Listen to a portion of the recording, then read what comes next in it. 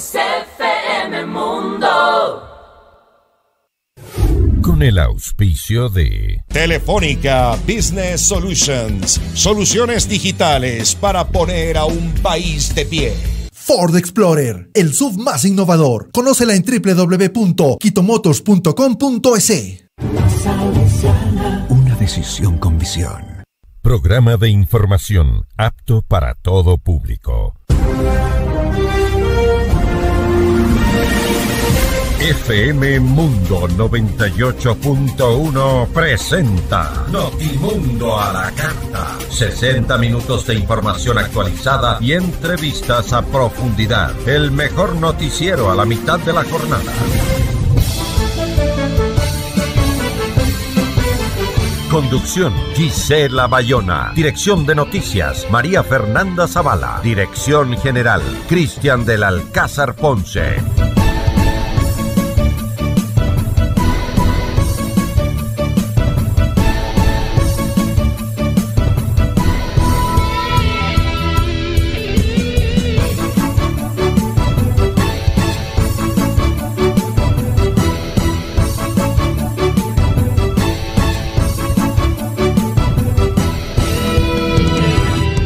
¿Qué tal? Muy buenas tardes con todos. Gracias por su amable sintonía en FM Mundo. Empezamos aquí su noticiero favorito de la tarde, Notimundo a la carta. Hoy en entrevistas vamos a dialogar con Andrés Chiriboga, él es viceministro de Gestión Educativa. Les invito a seguirnos también por FM Mundo Live. Si tienen preguntas, pueden hacerlas a través de nuestras redes sociales. Recuerde que es importante ahora que se empiezan ya a abrir las matrículas de las escuelas y los colegios, pues poder conversar y hacer las preguntas que ustedes necesiten saber sobre las disposiciones del Ministerio de Educación. Como les decía, estará con nosotros Andrés Chiriboga, él es viceministro de Gestión Educativa, y vamos a conocer todos estos temas que a los padres de familia nos tienen muy preocupados. También vamos a conversar con Lira Villalba, ella es asambleísta por la Revolución Ciudadana. Hablaremos sobre el pedido de fiscalización de la renegociación de la deuda externa que esta bancada acaba de plantear. Son las 13:04. Soy Gisela Bayona. Aquí empezamos con los titulares. Titulares de Notimundo a la carta.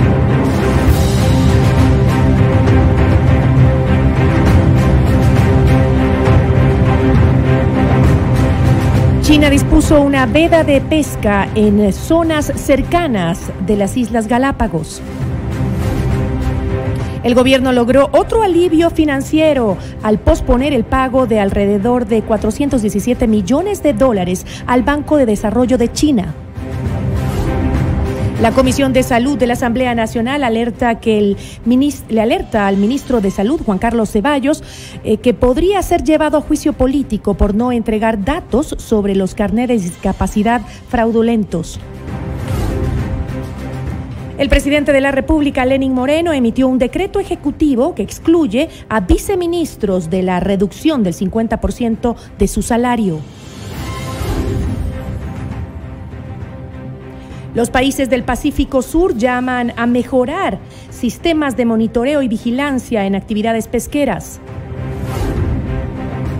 La Organización Mundial de la Salud anuncia una luz de esperanza tras el efectivo avance de 6 vacunas en contra del COVID-19. Este jueves, Japón conmemora los 75 años del ataque nuclear en Hiroshima. Notimundo a la carta.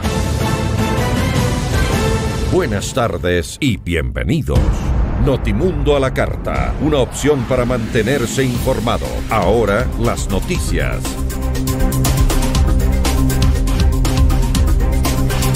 Vamos con el desarrollo de la información. Este jueves China dispuso una veda de pesca a sus barcos en las cercanías a las Islas Galápagos. Esto ocurre después de las denuncias por la presencia de más de 260 barcos pesqueros chinos en la zona económica exclusiva de Ecuador. Asimismo, el país asiático decidió prohibir la pesca de profundidad al oeste de la reserva del archipiélago en los meses de septiembre a noviembre de este año. Así lo informó Wang Wenbing, portavoz del Ministerio de Relaciones Exteriores de Pekín.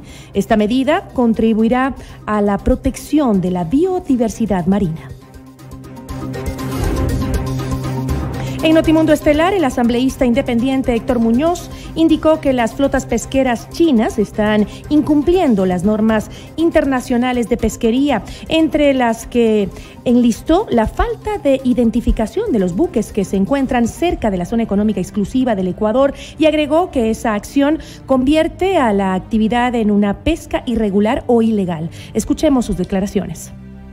Aquí un tema efectivamente es cuál es, lo que el país como soberanía puede activar las herramientas internacionales para hacer valer su derecho justamente sobre la zona económica exclusiva, pero por otro lado hay que analizar también cuál es, si es que la actividad de pesca que está haciendo dichas embarcaciones están reñidas con la práctica pesquera internacional. Y aquí sí creo que hay que tener dos análisis que son fundamentales. Usted bien lo decía, Freddy, y es que muchos analistas han dicho, claro, si es que está fuera de los límites del Ecuador, ¿por qué nosotros podemos reclamar? Y justamente podemos reclamar por dos razones fundamentales. Y la primera es que las embarcaciones de un determinado tamaño, como son justamente las embarcaciones pesqueras o estos buques pesqueros que tienen las dimensiones que tienen las embarcaciones China, tienen la obligatoriedad de conformidad con la Organización Marítima Internacional. Estos son normas supranacionales, no son normas que contienen la legislación ecuatoriana, sino que nosotros somos adherentes por suscripción de convenios internacionales por los cuales todos los países que son parte tienen la obligatoriedad de cumplir.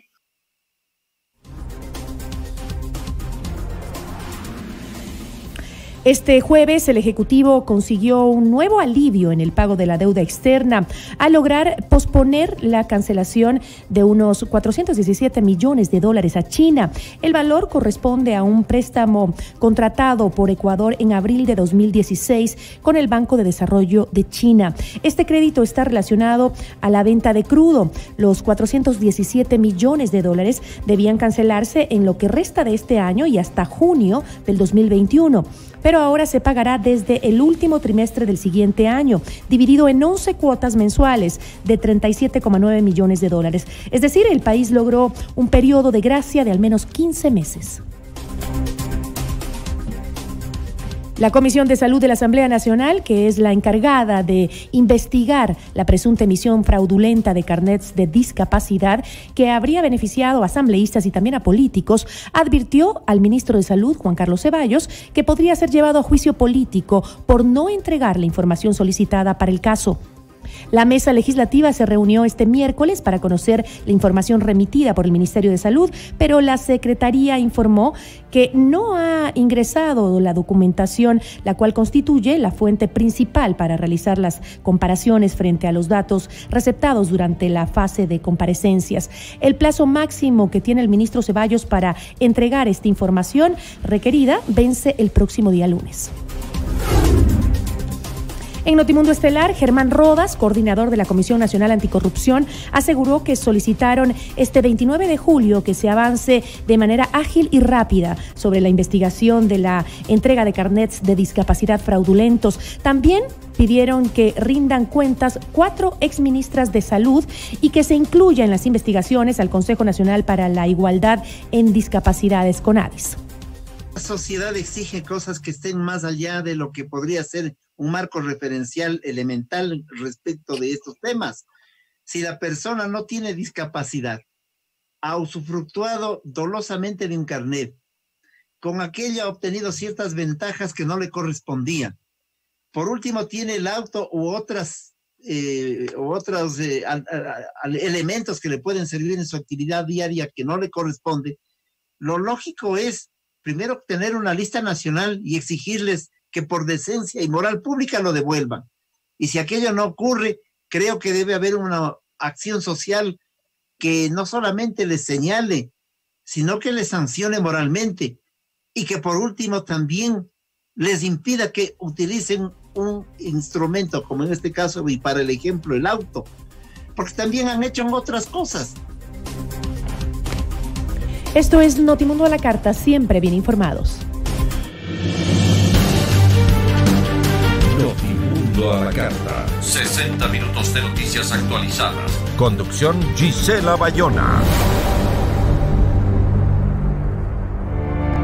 El próximo 1 de septiembre, los casi 2 millones de estudiantes de la Sierra y la Amazonía regresarán a clases. Sin embargo, este año las actividades académicas se realizarán lejos de las aulas. ¿Qué medidas se van a tomar para el retorno a las clases en medio del aumento de los contagios de COVID-19?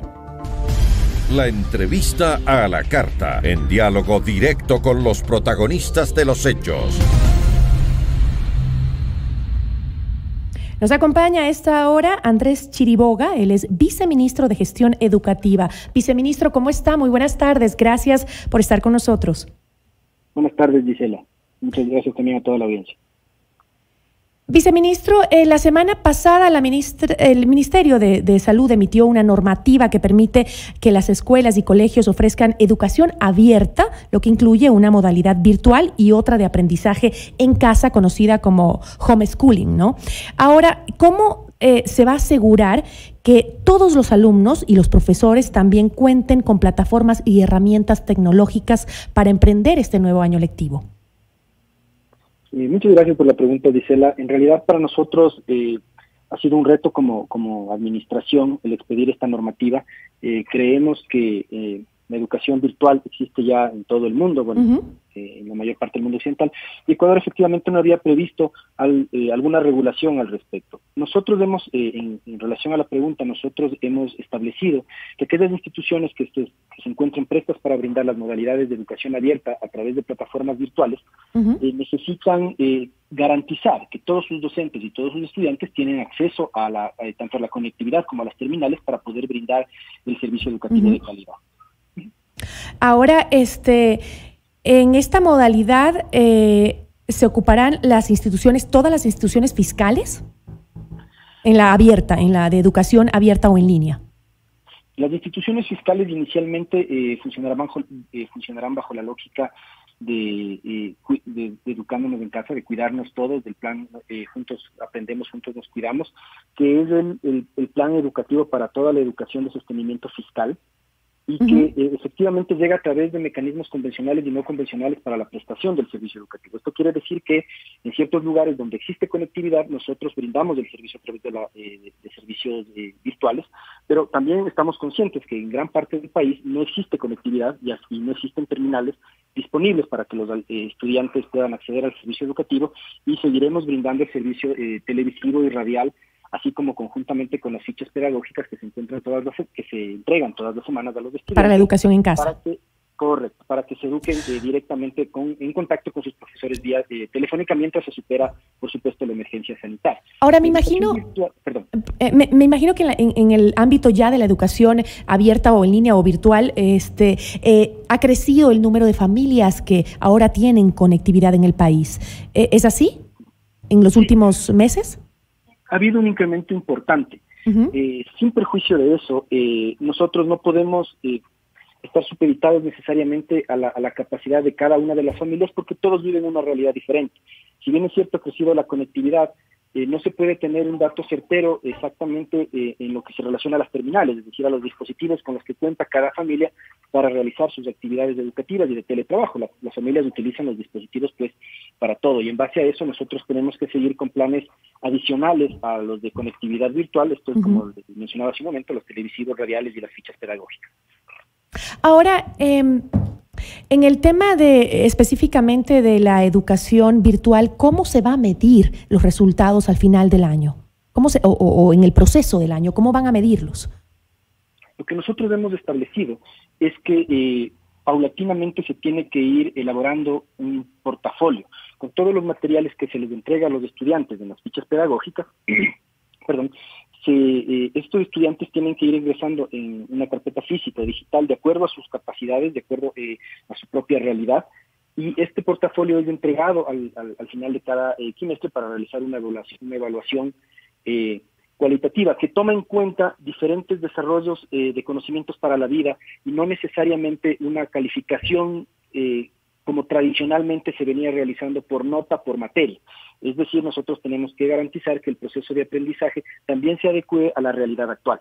¿Pero eso no baja el nivel de educación de los estudiantes? Es decir, el que no se mida en sí las materias o que la educación sea como, digamos, más referente a otros temas y no en sí el concepto de la materia, ¿no hace que la calidad educativa baje?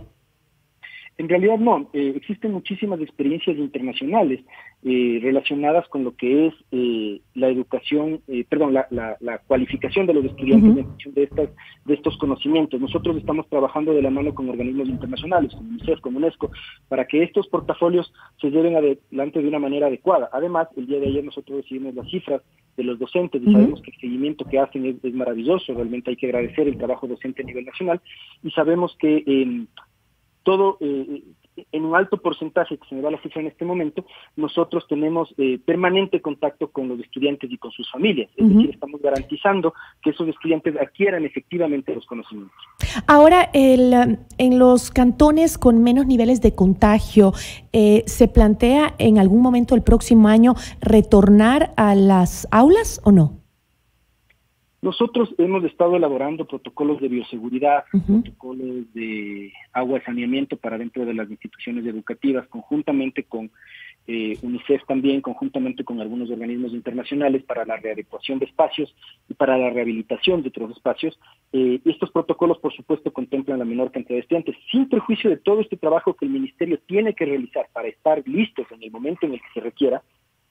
Nosotros estamos conscientes de que el regreso tiene que ser paulatino, tiene que ser absolutamente voluntario. El Ministerio no puede obligarle a nadie a que regrese a las aulas porque estamos, por supuesto, tenemos que tener en ponderación, el valor de la vida de las personas en este caso, y entendemos si es que alguien no siente la seguridad necesaria para regresar, tenemos que seguir garantizando en ese caso otros mecanismos de prestar el servicio educativo, como lo he dicho, pero nosotros tenemos que prever en función de la tasa de contagios, preferentemente en sectores en comunidades pequeñas, donde no existe mucho contacto con otras comunidades, sectores rurales. Ahí sí hay la posibilidad de que vuelvan presencial las clases. El plan inicial es que cuando se dé un retorno a la presencialidad se inicie por estos sectores. Sin embargo, nosotros estamos conscientes que estas decisiones tienen que ser tomadas en conjunto con la autoridad sanitaria, con el COE nacional y con los COEs cantonales. Y sobre todo porque hay muchos países que hicieron ese ejercicio y que han regresado a la educación virtual, ¿no? Muchos volvieron a las clases y tuvieron que mandar a los niños de regreso a casa porque se elevó el número de contagios. Correcto, estamos conscientes de eso y es por eso que también nosotros tenemos que aprender de las experiencias de otros países, tanto para la elaboración de los protocolos de bioseguridad como para tomar la decisión más acertada en el momento de reinicio de las actividades educativas presenciales. Sin embargo, como dije, es importante tener en cuenta que nosotros todos los protocolos que hemos elaborado hasta el comienzo, que se encuentran en socialización con otras instituciones públicas y privadas, contemplan un regreso absolutamente voluntario. No tenemos la intención de obligar a nadie a que regrese a las aulas. Ahora, hablemos un poco más sobre el tema de educación en casa, que entiendo es un servicio en el cual los padres o madres o representantes de los estudiantes asumen la total responsabilidad de la educación con el apoyo y el seguimiento de la institución educativa. Pero en este caso, ¿qué herramientas de seguimiento académico va a ofrecer el Ministerio de Educación? A ver, la educación en casa que existe hace varios años, en realidad, o homeschooling, como se la conoce internacionalmente y tradicionalmente, es un mecanismo en el que la educación está bajo la responsabilidad absoluta del padre, madre o representante legal, en la que la institución educativa pone un tutor que da seguimiento al desarrollo académico. Este tutor puede ser de una institución de sostenimiento fiscal, pública, o bien podría ser de una institución particular, que es la opción que hemos abierto ahora también nosotros con los acuerdos recientemente expedidos por el Ministerio. Y en ese caso, es la institución educativa que da seguimiento la que tiene que verificar que el avance académico del estudiante se lleve adelante de acuerdo al currículo nacional. Entonces, es este mecanismo que mediante el que nosotros verificamos que efectivamente el estudiante desarrolle aptitudes y adquiera nuevos conocimientos.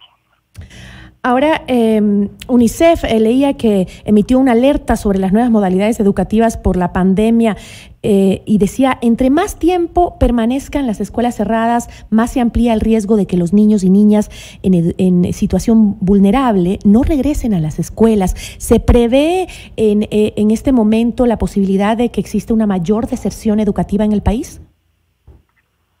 Efectivamente, uno de los efectos lamentables que puede existir en una emergencia sanitaria que nos mantiene dentro de casa es que puede dar paso a una elevación del índice de deserción escolar. Estamos intentando, por supuesto, que esto no suceda. Justamente creo que el trabajo encomiable que han hecho los docentes a nivel de sostenimiento fiscal ha evitado que esto suceda en el Ecuador. Y es importante decir que el seguimiento que realizan los docentes no solamente es académico, sino también de contención emocional, y es un tema de seguimiento al desarrollo inclusive de las actividades familiares que se emiten en las guías pedagógicas que llegan todas las semanas. Las guías no contemplan únicamente actividades relacionadas a la adquisición de conocimientos, sino también a todo esto relacionado a lo que debe ser la convivencia familiar. Y así estamos intentando nosotros disminuir la deserción escolar. Lamentablemente puede existir algún caso, pero como digo, creo que está por el momento controlado y eso es bastante bueno. Las comunidades educativas que no solamente están conformadas por los docentes y los estudiantes, sino también por sus familias, en términos generales, han sido muy receptivas a estos planes, a estas guías pedagógicas y están comprometidas con el desarrollo de sus hijos, por supuesto. Ahora, viceministro, me gustaría hablar de un tema que preocupa mucho a los padres de familia y es que se dispuso la disminución de los costos de las pensiones. Y hay muchas quejas sobre eso. Leemos todos los días en redes sociales, nos están llegando también algunas denuncias de algunas escuelas y colegios que no están cumpliendo con esas disposiciones de las rebajas en pensiones y en matrículas. ¿Cómo se está controlando que cumplan con los valores de pensiones y matrículas con las debidas rebajas? A ver, Gisela, creo que es importante aclarar un par de situaciones en este caso. Primero, nosotros hemos dispuesto que existen dos modalidades adicionales a la modalidad ordinaria presencial, digamos, que es la que tradicionalmente existía.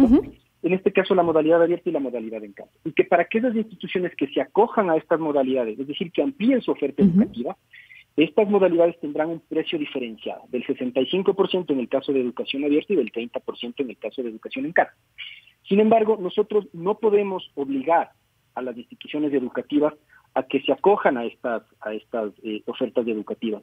Primero, en respeto de la autonomía de las instituciones educativas particulares, estas instituciones educativas... Es decir, no fue una disposición, sino una simple sugerencia. Estamos brindando la oportunidad de que se acojan, y como efectivamente está sucediendo, hay instituciones que se están acogiendo a esto para poder ampliar su oferta educativa. Sabemos que no es la realidad de todas. Más del 50% de instituciones educativas particulares tienen pensiones de entre $1 y $60 mensuales. Sabemos que efectivamente para algunas de estas instituciones no será atractivo contar con una modalidad de educación en casa o de educación abierta, y son la mayoría de instituciones particulares. Pero sí creo que es importante que aquellas instituciones que deciden no acogerse a estas opciones, que están siendo sometidas a un proceso de aprobación sumario, sumamente rápido y sin mayores requisitos de complejidad burocrática, digamos, y aún así hay instituciones que no desean acogerse, yo creo que es importante explicarles a los padres no la naturaleza voluntaria de la norma, sino que por qué no tienen la voluntad de acogerse. Tal vez es un poco explicar la situación individual de cada institución a su comunidad educativa. ¿Pero qué situación individual, ministro? Si se supone que si te quedas en casa y no vas a la escuela, hay muchos gastos en los que ya no incurren las instituciones educativas. Es cierto que sí, que hay que mantener el pago, la cadena de pagos, porque la cosa no es que la gente se quede sin empleo, pero también los padres están pasando por una situación difícil y no están recibiendo el mismo servicio que recibían antes. O sea, por donde lo veas, hay que bajar los costos. Yo estoy absolutamente de acuerdo en que no se está necesariamente dando los mismos servicios, por eso nosotros tenemos que generar normativa que permita que existan otros, que es lo que hemos hecho. Pero creo también que es importante, como yo le digo, Gisela, no todas las instituciones tienen la misma realidad. Yo sé que tal vez todos estén llegando de forma diferente, pero como el ejemplo que le ponía, la mayor parte de instituciones particulares tienen pensiones sumamente bajas. Es decir, a esas pensiones introducirle nuevos elementos de requisitos de ciberseguridad o de plataformas educativas que contempla la educación virtual, que pueden ser de costo menor para instituciones de pensiones muy altas, pero tal vez no para una institución de pensión baja. Se va a trasladar ese costo al padre de familia e inclusive podría llegar a ser perjudicial en el costo de la plataforma como tal, por decirle algo. Entonces, para nosotros es importante que exista la mayor cantidad de ofertas para que tanto instituciones como padres de familia puedan escoger. También hemos ampliado para que en virtualidad exclusivamente, instituciones del régimen Costa oferten también en Sierra. Entonces, con eso lo que nosotros estamos haciendo es que estas instituciones que definitivamente no pueden brindar presencialidad en Sierra por obvias razones, puedan ampliar la oferta educativa en Sierra a través de la virtualidad con los costos reducidos de sus propias resoluciones individuales de costos. Es decir, estamos intentando llegar con la mayor cantidad de ofertas para que los padres puedan escoger entre este universo de opciones educativas cuál es la que más se adecua a sus necesidades económicas y a sus necesidades pedagógicas, por supuesto. Ahora, pero hay que aclarar entonces a la ciudadanía, a los padres de familia, que no hay ninguna obligatoriedad de las instituciones de bajar los costos. Es simplemente una sugerencia del Estado, porque aquí nos están llegando algunos reclamos, digamos, de la ciudadanía. El Colegio Sagrados Corazones de Rumipamba no cumple con la rebaja de pensiones, por favor, hacer cumplir la ley. Bueno, lo siento, no es ley. Es simplemente una sugerencia que se le hace a las instituciones educativas. Yo también pensé que era una obligatoriedad que tenían, y lo pensaba la mayoría de la ciudadanía, que tenían que bajar los costos como lo habían anunciado, pero es simplemente una sugerencia. Y pedimos entonces, creo, viceministro, el llamado sería a las instituciones, a los directivos, que tomen conciencia también de la realidad que están viviendo hoy los padres de familia. Por supuesto, Gisela, para nosotros es importante, yo no lo tomo como una sugerencia, yo creo que es importante decir que aquella institución que se acoja, para esa institución es absolutamente mandatorio, pero, y hay, como le digo, hay instituciones que se están acogiendo y eso es positivo, pero sí creo que también es importante lo segundo que dice usted, porque hay que recordar que la ley de apoyo humanitario, expedida recientemente, establece que los colegios pueden otorgar rebajas de hasta el 25% a los padres de familia cuando estos han perdido el empleo o se han reducido sus ingresos. También les hemos pedido directamente a las instituciones educativas a través de los gremios que las representan, que cumplan con esta normativa, es decir, que otorguen las rebajas, que vean la realidad de su comunidad. Pero que otorguen la rebaja a aquellos que lo necesitan, es decir, aquellos padres que pueden probar que perdieron el empleo o que se disminuyó sus ingresos, entonces a ellos pueden acceder. Ok, eso está bien, pero también no se debería reevaluar los costos de la educación privada porque hoy el servicio no es el mismo que ayer. Nosotros tenemos que, justamente en función del servicio es lo que hemos ampliado las ofertas, pero nosotros entendemos que existen ciertas realidades, como le digo, de cada institución y tiene que ser analizado casi que individualmente. Nosotros sabemos que no en todos los casos las instituciones no están llegando de la misma forma en la que se llegaba antes, pero creemos que existe casos, al menos la mayor parte de instituciones educativas, como le digo, no están en condiciones necesariamente de acogerse a estas opciones, tienen que garantizar el empleo de sus docentes.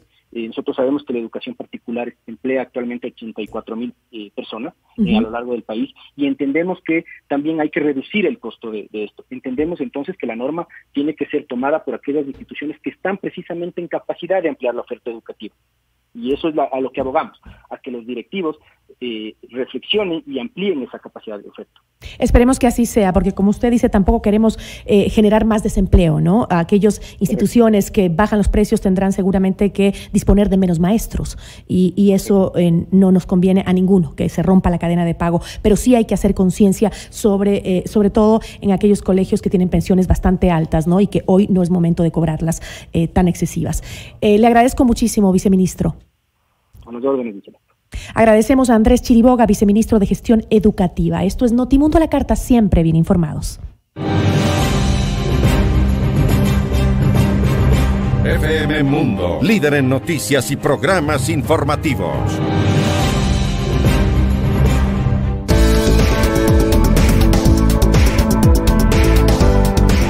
En la Universidad Politécnica Salesiana, la educación no se detiene. Forma parte de una comunidad académica que crea, innova y avanza. Ingresa y paga de acuerdo a tu situación económica. Visítanos en www.ups.edu.es. Tu meta, más cerca. Todos los los jueves recibe 15% de descuento en restaurantes con tus tarjetas Produbanco. Además, si pides a domicilio, recibes el envío gratis hasta $3. Consulta restaurantes participantes en produbanco.com. Descubre una experiencia de manejo inigualable. Explora tu nueva realidad a bordo de una Ford Explorer, el SUV más innovador de su segmento. Ford Explorer, desde $64,490. Conócela en www.quitomotors.com.es o en nuestras agencias a nivel nacional. Hoy es un gran día para compartir porque llegaron los Jueves Together de Bancard. Compra con Bancard en los restaurantes participantes y recibe el segundo plato fuerte gratis, con servicio delivery incluido para quien tú quieras. Promoción válida solo para delivery. Ingresa a www.bolivariano.com para conocer los restaurantes participantes y las restricciones. Con Bancard, vivámoslo desde casa. Regresamos en instantes con Gisela Bayona en Notimundo a la Carta. FM Mundo Live. En nuestra increíble app FM Mundo 98.1. Bájatela ahora mismo. Inicio del espacio publicitario. En la Universidad Politécnica Salesiana, la educación no se detiene. Te invitamos a formar parte de una comunidad académica que crea, innova y avanza. 30 carreras en diferentes áreas de conocimiento, ingreso directo y pagos de acuerdo con tu situación socioeconómica. Visítanos en www.ups.edu.es. Tu meta más cerca. Una decisión con visión. En tu mundo, esta es la hora. Son las 13:32. Seamos puntuales. FM Mundo. Alguien que conoces te envía un consejo de un experto contra el coronavirus. Cuidado, el experto puede no ser auténtico. Una forma de manipular la información es utilizar un falso experto para añadir credibilidad al mensaje. Compruebe siempre quién es este experto, qué experiencia tiene en el tema y a qué organización representa. Durante el brote de COVID-19, confíe solo en las fuentes oficiales de información y en los medios de comunicación creíbles. No comparte información no verificada. Este es un mensaje de la UNESCO. Detalles de diseño inigualable, potencia y lujo en tus manos, tecnología que facilita tu vida. Todo esto en el SUV más innovador de su segmento. Descubre una nueva realidad a bordo de un Ford Explorer desde $64,490. Conócela en www.quitomotors.com.es, nuestras redes sociales o en las agencias Quito Motors a nivel nacional. Desde tu tablet o celular, sigue nuestra programación a través de la app de FM Mundo 98.1. Disponible ya en App Store y Google Play. Fin del espacio publicitario. El mundo cambió. Empezamos esta nueva etapa con un mar de oportunidades. Y lo más importante, listos para hacer las cosas de manera diferente. Que tu negocio y empresa se levanten, que tus nuevos proyectos se difundan con fuerza y lleguen a toda nuestra extensa audiencia. Porque en FM Mundo sabemos hacerlo bien. Reinvéntate, reactívate. No dejes pasar más tiempo. Tus consumidores te están esperando. Mantén tu marca viva en FM Mundo. Publicidad 360 de gran impacto. Contáctanos ya a ventas@fmmundo.com.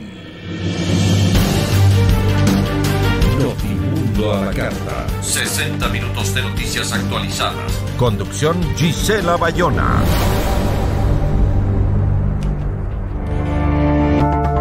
El bloque de la Revolución Ciudadana de la Asamblea Nacional planteó al Pleno del Legislativo revisar el proceso de renegociación de la deuda externa que puso en marcha el gobierno con los tenedores de bonos. ¿Cuáles son las principales dudas de esta bancada sobre la reestructuración de la deuda externa? La entrevista a la carta, en diálogo directo con los protagonistas de los hechos. Nos acompaña a esta hora Lira Villalba, ella es asambleísta por la Revolución Ciudadana. Asambleísta, ¿cómo está? Muy buenas tardes. No tenemos... Buenas tardes, Gisela, ahí la escucho. Un placer saludarle, qué bueno que se encuentre. Hola. Sí, ahí la escucho perfectamente, asambleísta. Sí. Muchas gracias, un saludo especial, Gisela, y un saludo a todos los ecuatorianos que nos siguen a través de este medio de comunicación.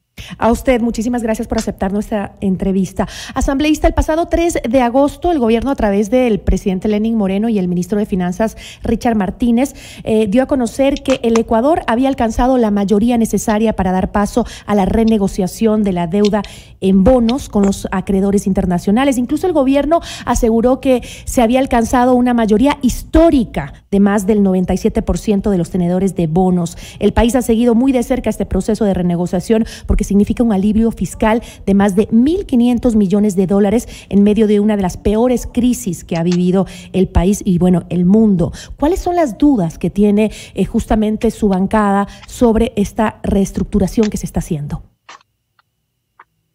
Bueno, gracias, Gisela, por el interés en este tema que es de especial importancia.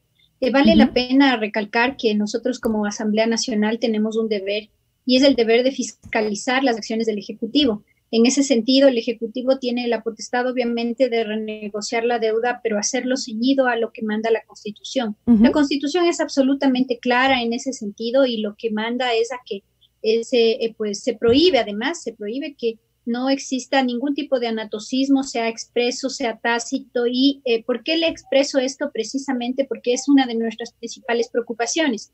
Uno de los documentos suscritos por el ministro de Finanzas, entre los compromisos con los tenedores, se advertía de que ellos iban a respetar el valor nominal para la renegociación. ¿Qué significa esto, Gisela, para los ciudadanos que nos están escuchando?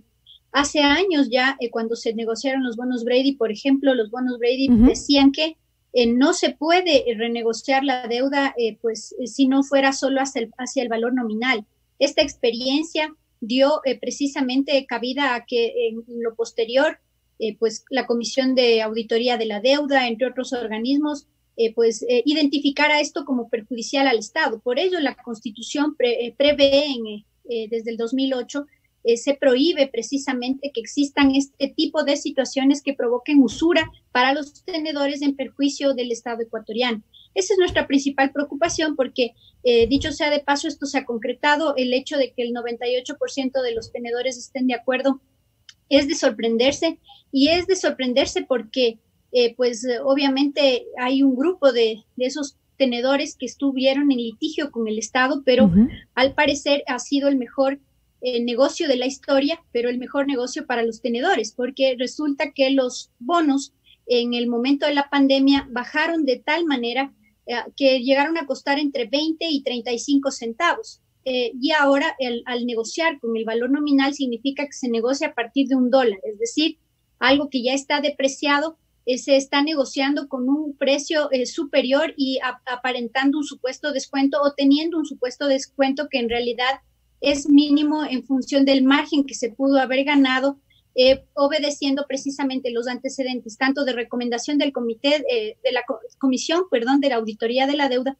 como también los antecedentes legales que fundamentan toda acción de renegociación en el país. Esa es la parte del proceso que intentará fiscalizar en la Asamblea, justamente lo que nos acaba de... Esos son las preocupaciones que tienen. Puntos, porque bien vale también señalar que en el pago de intereses que señalan, el gobierno ha hecho un discurso político de esto, no ha sustentado documentadamente absolutamente nada, a pesar de los pedidos que hemos hecho, pero en lo que tiene que ver con los intereses, por ejemplo, se ha anunciado de la capitalización de intereses, es decir, que los intereses se convirtieron en capital de deuda, se convirtieron en nuevos bonos PDI que pasan de ser gasto permanente a ser gasto precisamente no permanente. Y en ese sentido nos preocupa porque esto configuraría directamente el tema de anatocismo. Pero por otro lado nos interesa saber la identidad de los beneficiarios finales los tenedores de los bonos Global.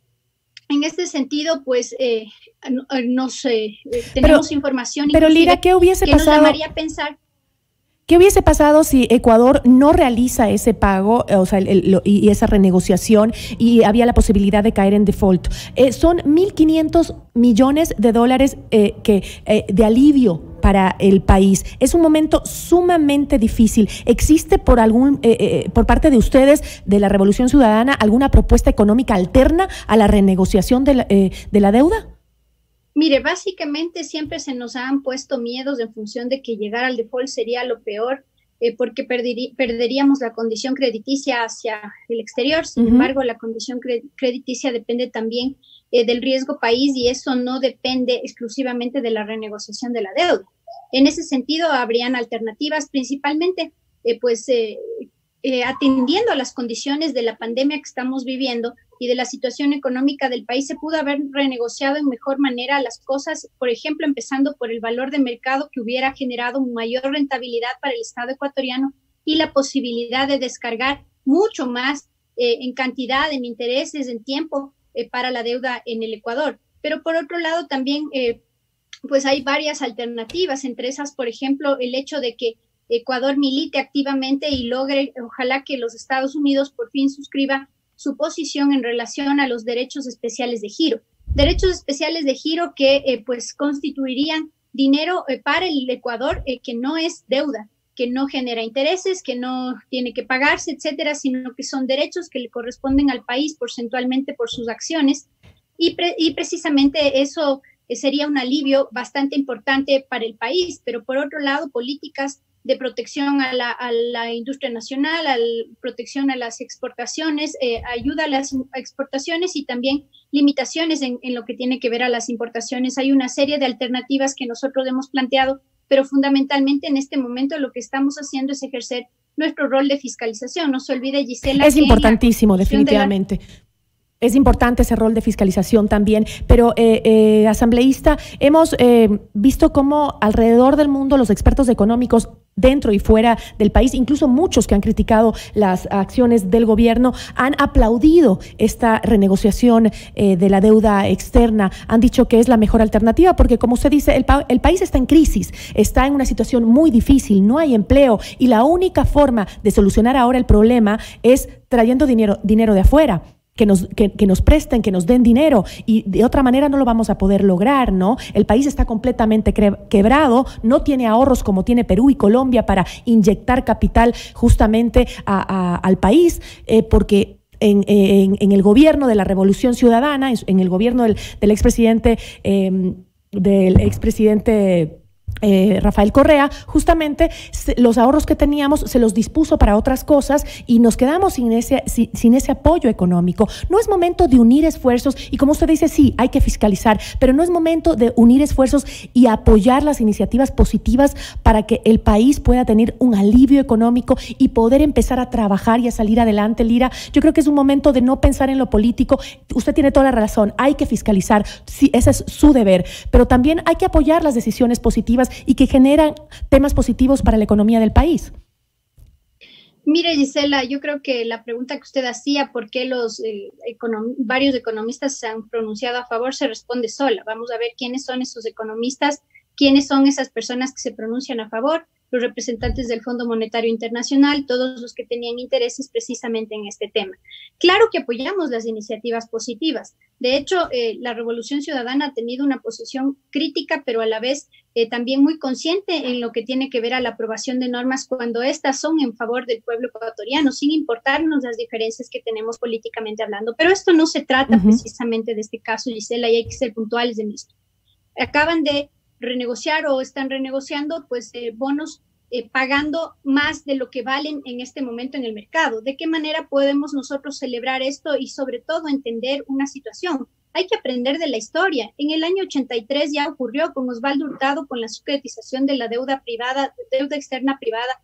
Ya ocurrió también con el tema de los bonos Brady. Hemos perdido muchas oportunidades y han renegociado mal la deuda en muchas veces, favoreciendo a los intereses de grupos económicos. Por eso es importante saber quiénes son los tenedores de los bonos y no nos olvidemos lo que le decía hace un momento. La Constitución establece que es imprescriptible la acción de repetición que se puede ejercer sobre aquellos que pues violentando la legalidad, violentando la Constitución, renegocian deuda en contra de los intereses de los ecuatorianos, en contra precisamente de los principios, del anatocismo, a favor de la usura para los tenedores y no precisamente con una ganancia considerable o necesaria, justa. Además, en medio de la circunstancia, la renegociación en otros términos hubiera dado mayores posibilidades, no solamente para el Ecuador, sino para el resto de países. ¿En qué términos, asambleísta? ¿En qué términos? Porque sí sería bueno también plantear alternativas, ¿no?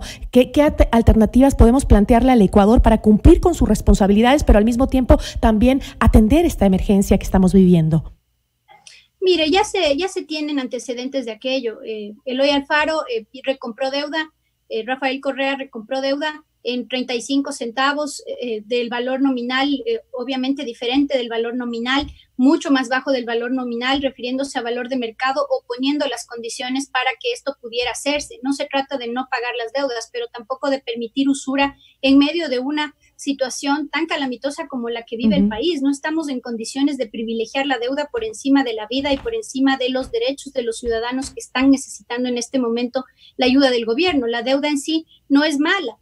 Lo malo es en qué se invierte la deuda, cómo se invierte la deuda, y vale decir, dicho sea de paso, pues que la deuda que se está renegociando, las 2/3 partes de esa deuda han sido adquiridas en este gobierno y por ende pues no hemos visto ninguna conclusión de obras o algo tangible para el Ecuador que haya beneficiado de alguna manera. Ojo ahí, que no es que se ha hecho créditos para pagar las deudas, eso está prohibido por la Constitución, así que esa no sería una respuesta, porque ya he escuchado que también de parte del gobierno y de parte de sus voceros existen ese tipo de afirmaciones. Yo le agradezco muchísimo, asambleísta, por habernos acompañado. Se nos acaba el tiempo, pero siempre es un gusto poder conversar con usted, asambleísta Lira Villalba de la Revolución Ciudadana. Muchísimas gracias. Para mí el gusto, Gisela. Un abrazo fuerte y cuídese. Igualmente. Una buena tarde. Lira Villalba, asambleísta por la Revolución Ciudadana, hablando sobre el pedido de fiscalización de la renegociación de la deuda externa. 13:48. Esto es Notimundo a la Carta, siempre bien informados. FM Mundo, líder en noticias y programas informativos.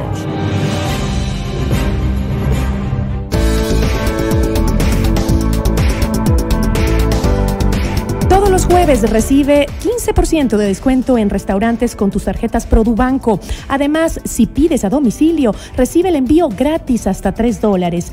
Consulta los restaurantes participantes en produbanco.com. En la Universidad Politécnica Salesiana, la educación no se detiene. Forma parte de una comunidad académica que crea, innova y avanza. Ingresa y paga de acuerdo a tu situación económica. Visítanos en www.ups.edu.es. Tu meta más cerca. Ahora los jueves se comparten. Es un gran día porque llegaron los Jueves Together de Bancar. Compra con Bancar en los restaurantes participantes y recibe el segundo plato fuerte gratis con servicio delivery incluido a quien tú quieras. Promoción válida solo para delivery. Ingresa a www.bolivariano.com para conocer los restaurantes participantes y las restricciones. Con Bancar, vivámoslo desde casa. Descubre una experiencia de manejo inigualable. Explora tu nueva realidad a bordo de una Ford Explorer, el SUV más innovador de su segmento. Ford Explorer desde $64,490. Conócela en www.quitomotors.com o en nuestras agencias a nivel nacional. Regresamos en instantes con Gisela Bayona en Notimundo a la Carta. Con el auspicio de Andino Abogados Asociados, la asesoría que usted necesita.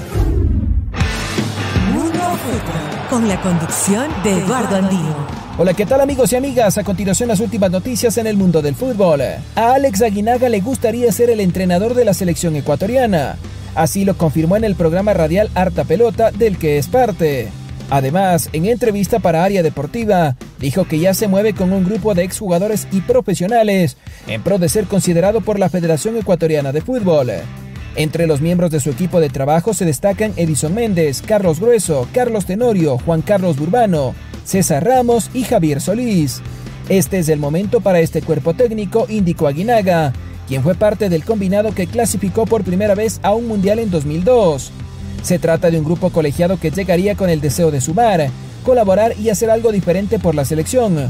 Nos queremos meter en el problema porque sabemos que podemos ayudar a solucionarlo, sentenció Aguinaga.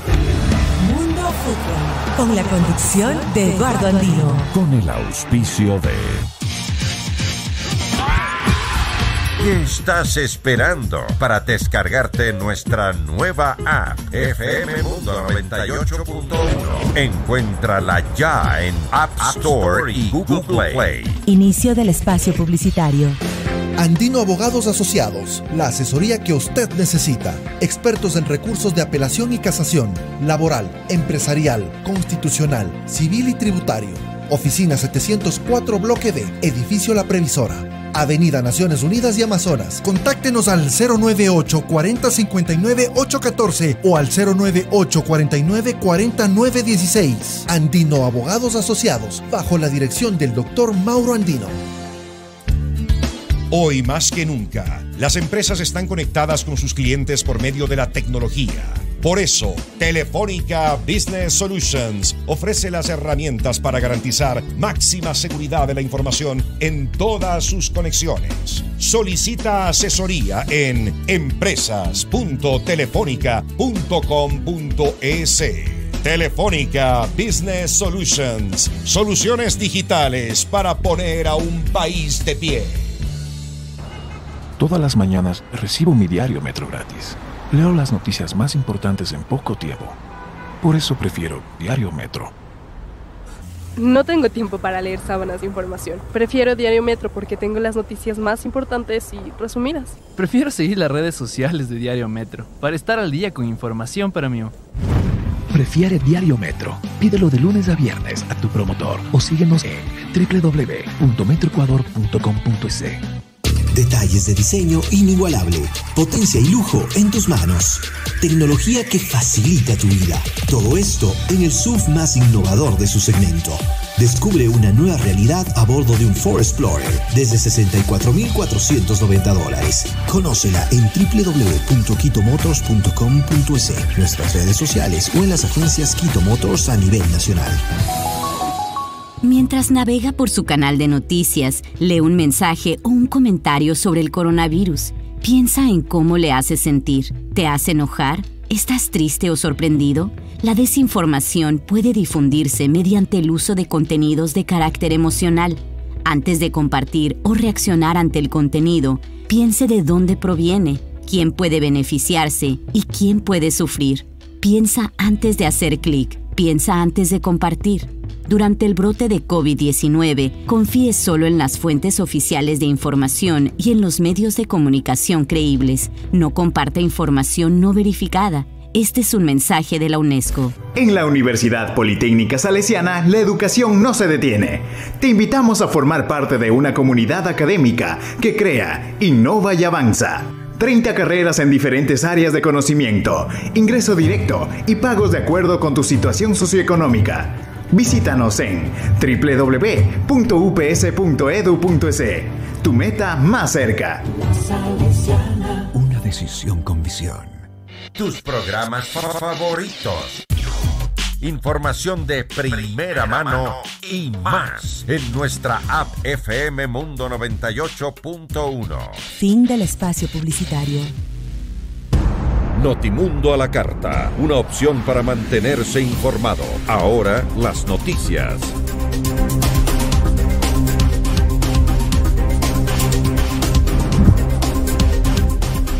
Trece horas con 55 minutos. Seguimos informando en Notimundo a la carta. La mañana de este jueves, la fiscal general Diana Salazar se reunió con el asambleísta por la Revolución Ciudadana, Ronnie Aliaga, para revisar los avances en la investigación previa del denominado caso INA Papers.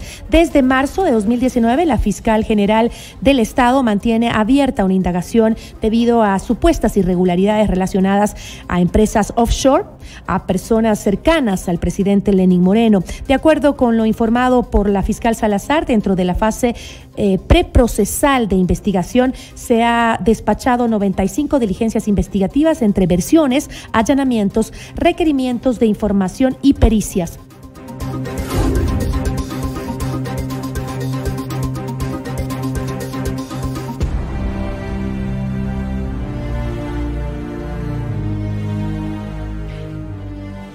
A través del decreto ejecutivo 1118, el presidente de la República, Lenín Moreno, dispuso que la reducción del 50% de la remuneración ya no se aplique a los viceministros de Estado. El documento suscrito este miércoles contiene 2 artículos que reforman los decretos 1041 y 1048, con los que el Ejecutivo dispuso la reducción de la mitad del sueldo del presidente, vicepresidente, ministros y viceministros. También se determinó que ese aporte se realice desde el 8 de mayo de 2020 hasta el 24 de mayo de 2021. Actualmente existen 28 viceministros en el sector público. Con la recaudación recibirían una remuneración de $2,142. Al quedar excluidos del recorte, pues volverían a ganar $4,283.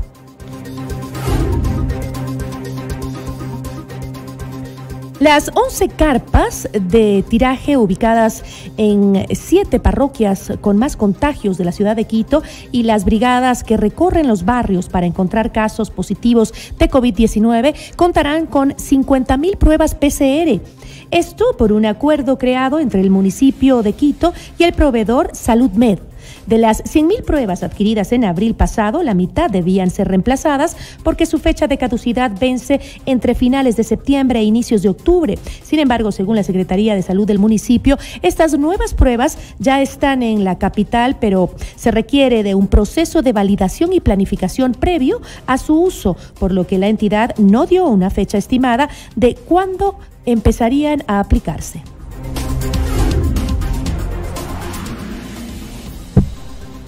30 organizaciones vinculadas a la salud conforman la Alianza Nacional de la Salud para hacer un frente en contra de la corrupción en el sistema que ocasiona la falta de medicamentos, el otorgamiento fraudulento de carnet de discapacidad y más problemáticas que afectan a los pacientes o personas con discapacidad y personas con enfermedades catastróficas y huérfanas. La Alianza Nacional por la Salud estará integrada por varias comisiones: comisión científica, comisión legal, la comisión que trabaja con la Comisión Anticorrupción, con el Consejo de Participación Ciudadana, con la Defensoría del Pueblo y cuando sea necesario, podrán judicializar los casos de pacientes que hayan fallecido por efectos de actos de corrupción en el país.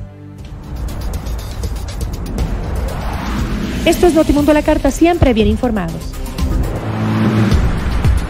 En Notimundo a la Carta es momento de realizar un recorrido por el mundo.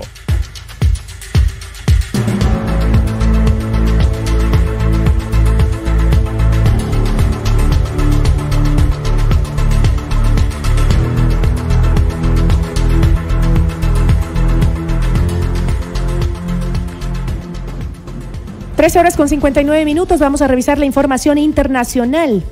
La Comisión Permanente del Pacífico Sur hizo un llamado a las organizaciones regionales de ordenamiento pesquero y a la Comisión Interamericana del Atún Tropical para mejorar los sistemas de monitoreo y vigilancia de las actividades pesqueras que se desarrollan en el Océano Pacífico a fin de prever posibles acciones de pesca ilegal no declarada y no reglamentada. La Asamblea Extraordinaria de la Comisión, cuyos miembros son Chile, Colombia, Ecuador y Perú, se reunió el mismo día en que China accedió a una negociación directa sobre el tema de la pesca cerca de las Islas Galápagos y emitió una declaración en la que también hace un llamado a los estados a respetar y hacer cumplir el derecho internacional en materia de actividades pesqueras. El director general de la Organización Mundial de la Salud indicó que 6 candidatas a vacunas en contra del COVID-19 se encuentran ya en una fase muy avanzada, por lo que aseguró que hay esperanzas de que pronto pueda haber una inmunización de la población.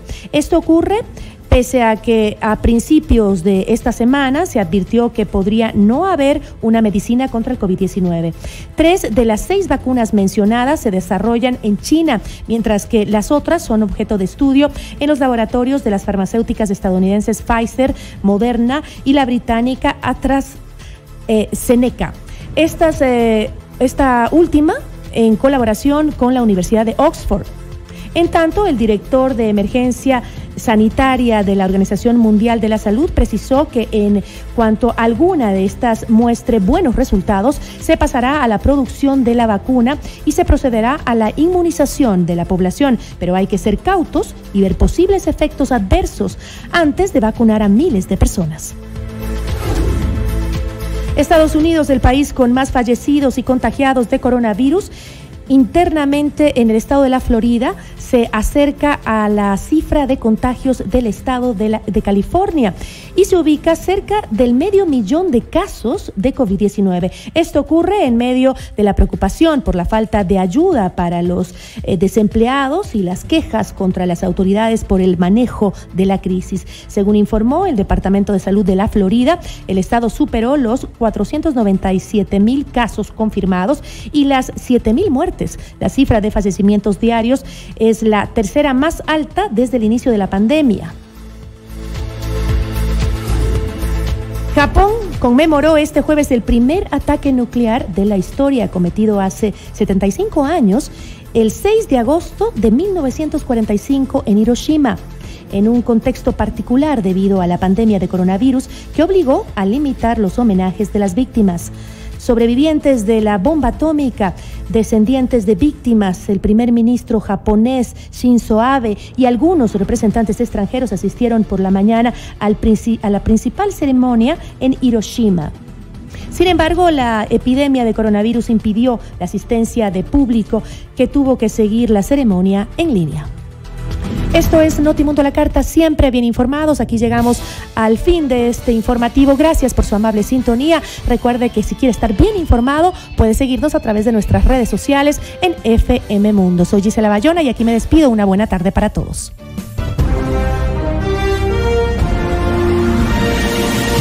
Gracias por su sintonía esta tarde. FM Mundo 98.1 presentó Notimundo a la Carta. 60 minutos de noticias actualizadas y entrevistas. El mejor noticiero a la mitad de la jornada. Conducción Gisela Bayona. Ingeniería de sonido Mauro Olivo. Producción FM Mundo Live Fausto Calispa. Redacción y redes sociales Carolina Salazar, Estefanía Vaca. Dirección de noticias María Fernanda Zavala. Dirección general Cristian del Alcázar Ponce.